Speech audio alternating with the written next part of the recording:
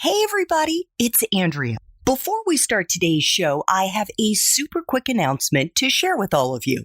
Beginning in April, I'm going to be launching a series of college to career live weekend boot camps to help graduating seniors as well as juniors who are confused about what jobs or careers they might want to pursue when they graduate. So imagine going from confused to confident with at least 3 different career options you'd be psyched to explore by the end of day 1 of the boot camp. And then learning the tools, tactics, and the strategies to find those jobs by the end of day 2. The boot camp is live and it's led by me over Zoom. And you can learn more about it at College to Career Academy. That's college, the number 2, career.academy. Or you can just look me up on LinkedIn and check out the featured section of my LinkedIn page. I can't imagine a better graduation gift for the college students in your life. Thanks so much for listening, and I know you're going to enjoy my next incredible guest. Hi there, I'm Andrea Koppel, and it's time for coffee, the podcast where you get to hear firsthand what the jobs and careers that interest you the most are really like. Hey there, Java junkies. Welcome to another K-Cup mini episode of Time for Coffee. By the way, K-Cups come in 3 sizes, single, double, and triple shots, or roughly 1 minute, 5 minutes, or 10 minutes in length. So if you don't have time to throw back an entire caffeinated career conversation, these K-Cup mini episodes of T4C can give you a quick caffeinated fix, whether you're on the go or you only have a few minutes to binge. So grab your mug and take a chug, because it's time for a caffeinated career triple shot K-Cup with my guest, Elizabeth Mitchell. If you were a college student right now, Elizabeth, and you were looking at job opportunities in the healthcare space, and I know they run the gamut, could you spell that out for our listeners? How many different types of companies, nonprofits, trade associations, local, federal, state governments touch on this industry? It's almost too many to even list. I think that the most exciting ones are either in the clinical space, because there's a huge need there for clinicians and people who do direct patient care, either in the home or in the hospital, but just people who care for people. There's a real demand there. And the innovation space, startups who are trying to bring innovation to healthcare.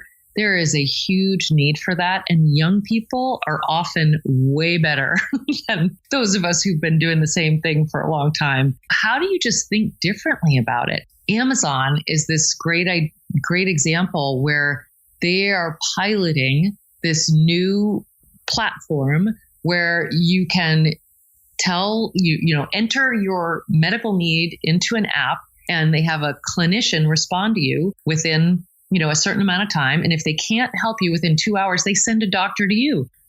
That is just so revolutionary in healthcare. But most industries who are customer oriented figure things out like that. So we need people who are thinking outside of the box, typically young people, to come up with those ideas and help change the system.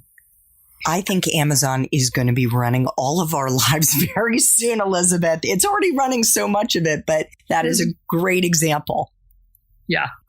So where would you be looking for good entry-level opportunities if you were graduating in 2021? Would it be at a place like Amazon? And suppose, all right, yes, we've got frontline workers. For those interested in being on the front lines, you touched on various ways, whether you're a doctor, whether you're a social worker, a nurse, somebody providing palliative care, whatever. There are those jobs. But what about those who don't want to be clinicians? Mm-hmm. Well, there's a lot of fantastic nonprofits out there who are doing really cool work, thinking about those systemic problems and challenges and, new ways of approaching, the same problems. And I think there's a lot of opportunities there. I will tell you, the health plans are often hiring. They've got deep pockets, and some of them do some innovative things. Also, I just think people don't think about state governments as a young person.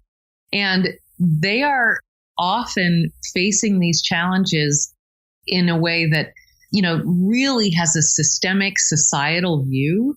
So if you really want to think about how can you influence people's lives on a broader scale, whether it's through policy or, just creating a public health system, that's often done through state government. I think young people don't often think about that.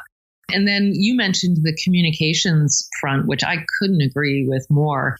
I think there are some boutique communications companies that are really focusing on healthcare right now. So it's just, there are so many ways to get at it. I think it's really a place that needs young people. You mentioned state government.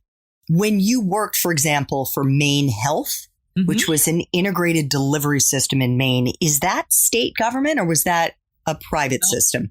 That's a health system, private, not-for-profit health system, served most of the people in the state, but it was a hospital-based healthcare system.